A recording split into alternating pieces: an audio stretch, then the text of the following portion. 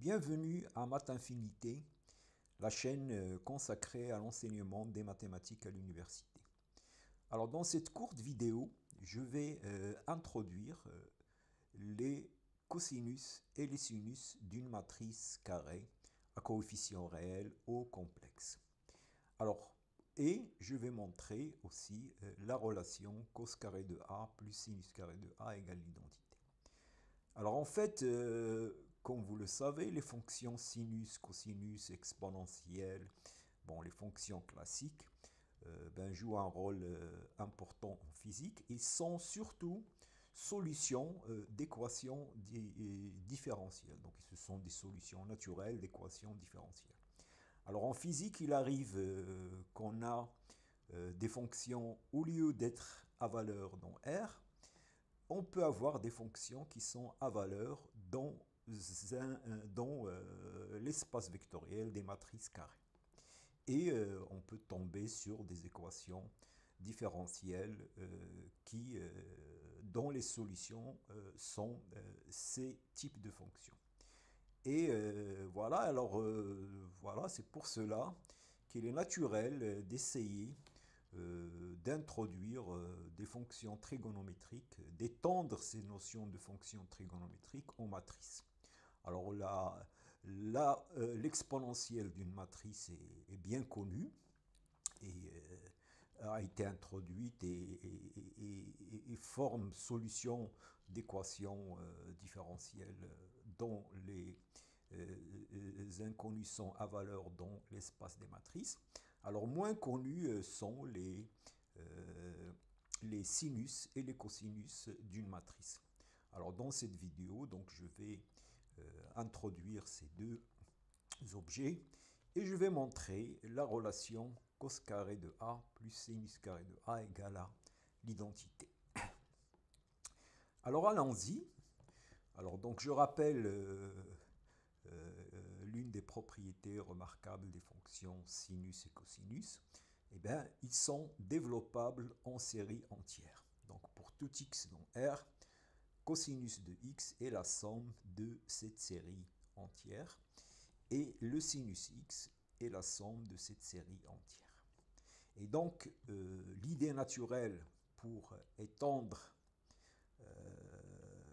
la notion de sinus et de cosinus en matrice, c'est de poser pour toute matrice A, cosinus A égale la somme de k égale à 0 jusqu'à l'infini moins 1 la puissance k, a de k sur 2k factoriel, et sinus de A égale la somme de k égale à 0 jusqu'à l'infini moins 1 a de k plus 1 sur 2k plus 1. Voilà, donc c'est une définition naturelle. En étant les formules connues du cosinus et du sinus réel. Alors bien sûr, la première question, est-ce que cette série converge? Est-ce que cette somme est finie? Donc ça, c'est la première question. Donc pour que le cosinus de A et le sinus de A soient bien définis. Alors, il se trouve que oui, ces deux séries sont convergentes. Donc si vous prenez une norme multiplicative sur l'espace vectoriel des matrices carrées, alors multiplicatif, ça veut dire que la norme de AB est inférieure ou égale à la norme de A fois la norme de B. Et donc, si vous prenez le terme général de cette série, eh bien, en utilisant le fait que la norme est multiplicative, c'est inférieur à ça. Et maintenant, ça, c'est une série réelle, c'est la série valeur absolue du cosinus. Et cette série, elle est convergente. Et donc, cette série est normalement convergente, puisque sa norme est majorée par une série convergente. Et donc, cosinus de A et sinus de A sont bien définis. Alors, bien sûr, on fait la même chose pour les sinus de A. Voilà, donc on a maintenant la notion du cosinus et du sinus d'une matrice. Voilà, donc ils sont donnés par ces deux formules. Alors maintenant, on peut se poser la question, Est-ce que, comme dans le cas des nombres réels, on a cos carré de A plus sinus carré de A égale à l'identité. Bon, alors on va voir des exemples, des cas particuliers. Alors prenons une matrice diagonale. Alors si vous avez une matrice diagonale, vous savez que A à la puissance K, donc ça revient à prendre les puissances de la diagonale. Et donc, si vous calculez cosinus de A, eh bien, vous aurez ici la somme qui donne le cosinus de lambda et le cosinus. Donc, le cosinus d'une matrice diagonale, ben, c'est juste la matrice diagonale formée par les cosinus. Et la même chose pour le sinus.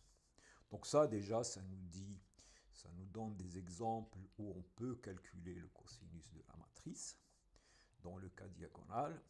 Et bien sûr, ben, si vous faites cos carré de A, vous aurez ici cos carré, cos carré. Et si vous faites la somme, vous allez trouver l'identité. Donc, notre formule est valable dans le cas d'une matrice diagonale. Alors maintenant, si je prends une matrice diagonalisable. Alors, diagonalisable, ça veut dire qu'il existe une matrice P inversible et D une matrice diagonale telle que A égale à P dP moins 1. Alors on sait que si je calcule A à la puissance K, eh bien, il y a un phénomène, donc ça c'est P D à la puissance K, P moins 1. Donc si je calcule le cosinus de A, eh bien, le P, ça reviendrait à cosinus, à calculer le cosinus de D. Alors comme la matrice est diagonale, ben, on connaît le cosinus de D, on vient de le voir. Donc voilà, et si on fait cos carré plus sinus carré, si vous faites cos carré, donc ça va être P cos carré de TP moins 1. Et on vient de voir que pour les matrices diagonales, la relation est vérifiée. Donc déjà, notre formule est valable pour les matrices diagonales et pour les matrices diagonalisables. Alors bien sûr, toutes les matrices ne sont pas diagonalisables, loin de là.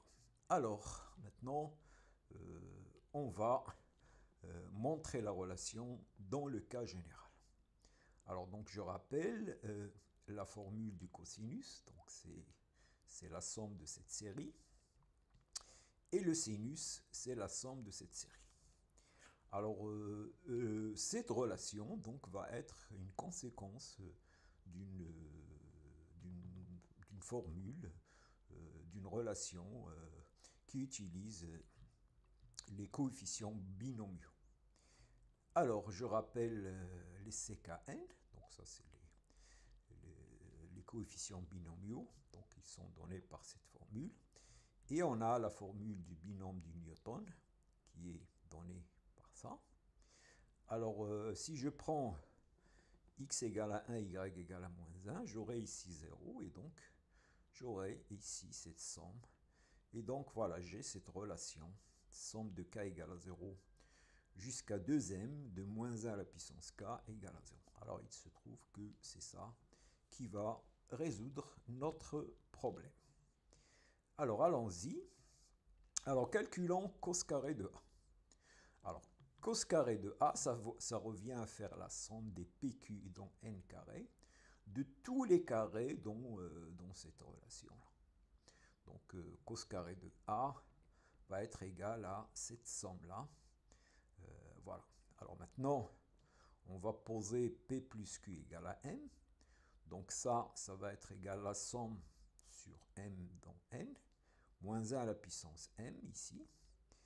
Et voilà, je prends le coefficient A2M, donc il va avoir comme facteur tous les couples PQ tels que P plus Q égale à M, égale à ça. Donc là, c'est juste une autre écriture de cette somme.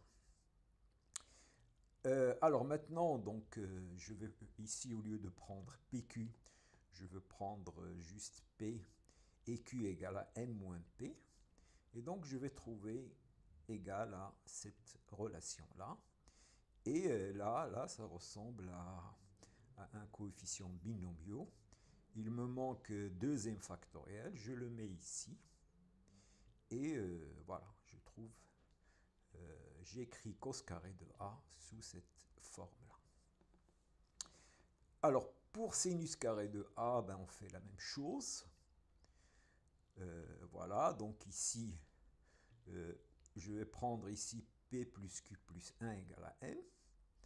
Donc ici, je vais avoir un moins, puisque je vais avoir moins 1 à la puissance M. M, c'est P plus Q plus 1. Donc, je vais avoir un moins ici. Et ici, il faut faire attention que quand je prends P, je vais aller jusqu'à M-1, parce que pour P égale à M, je vais trouver Q plus 1 égale à 0, c'est pas possible. Donc là, la somme, c'est là où il faut faire attention. La somme, ça va jusqu'à... Voilà, et donc je vais trouver ça. Alors ici, les M, c'est M et dont N étoile, puisque j'ai P plus Q plus 1 égale à M. Donc il n'y a pas le cas M égale à 0. Alors qu'ici, dans le cosinus, la somme, c'est sur toute N. Voilà, et je calcule le cos carré de A plus sinus carré de A. Il y a le coefficient 0 du cos carré de A, qui est l'identité. Si je prends ici M égale à 0, tout ça c'est 1, et donc il restera A à la puissance 0, c'est l'identité. Et voilà, j'obtiens cette formule-là. Et là, ben, je reconnais la formule de tout à l'heure, parce que ça c'est C de P2M moins CP2M, c'est cette somme-là. Et ça, c'est la 1 moins 1 à la puissance de m égale à 0.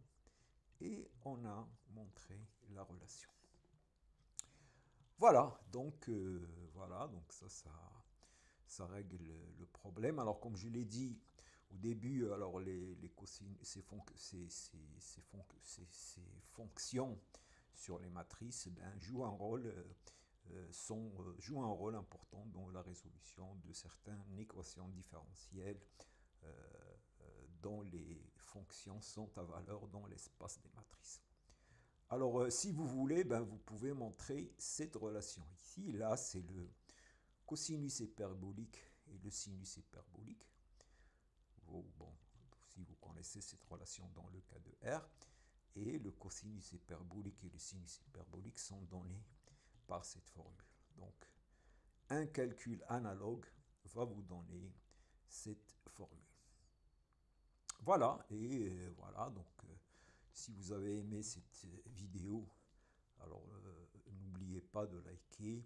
Si vous n'êtes pas abonné, il faut s'abonner, partager avec vos amis.